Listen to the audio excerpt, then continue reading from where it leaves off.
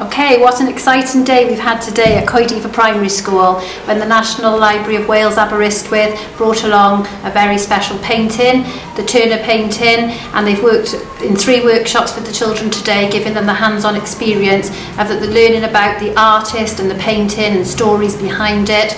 The children have enjoyed the workshops, they've been very motivated, engaged. The Deputy Minister came to find out what they've been learning about, and they had 20-30 questions to ask him, and he asked them questions back and they were able to answer very confidently.